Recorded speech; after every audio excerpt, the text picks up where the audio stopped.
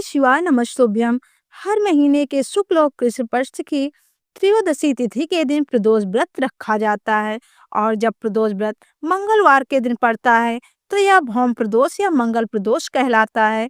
और खास तौर पर इस व्रत को ऋण से मुक्ति पाने या मांगलिक दोष निवारण के लिए रखा जाता है।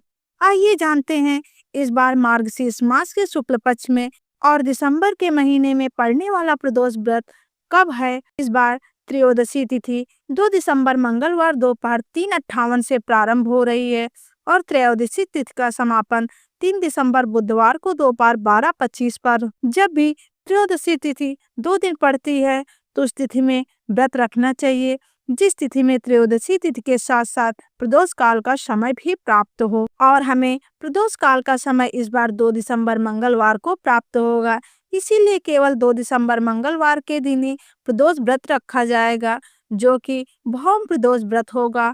और 2 दिसंबर मंगलवार को ब्रह्म मुहूर्त सुबह 5:20 से 6:08 तक रहेगा।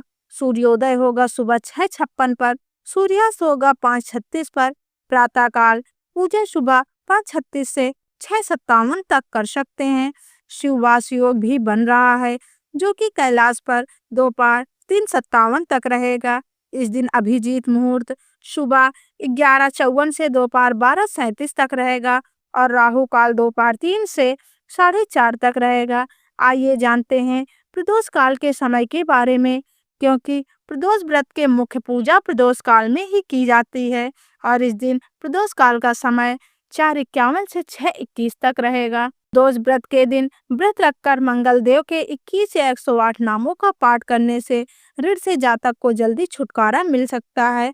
और इस दिन बजरंगबली हनुमान जी की पूजा करने से भी बजरंगबली की कृपा से आने वाले संकट दूर हो जाते हैं, क्योंकि प्रदोष व्रत में भगवान शिव सहित संपूर्ण शिव परिवार का पूजन किया जाता है और शिवलिंग पर जलाभिषेक किया जाता है। तो आप चाहें अपने घर पर मिट्टी के पार्थिव शिवलिंग बनाकर उनका भी पूजन कर सकते हैं। इस दिन अपनी सामर्थ्य के अनुसार कुछ न कुछ दान निर्धन या योग्य व्यक्तियों को अवश्य देना चाहिए।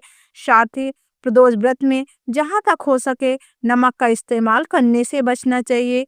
इस दिन ओम नमः शिवाय मंत्र का अधिक से अधिक जाप करने से भगवान शिव की कृपा से सभी मनोकामनाएं पूर्ण हो सकती हैं।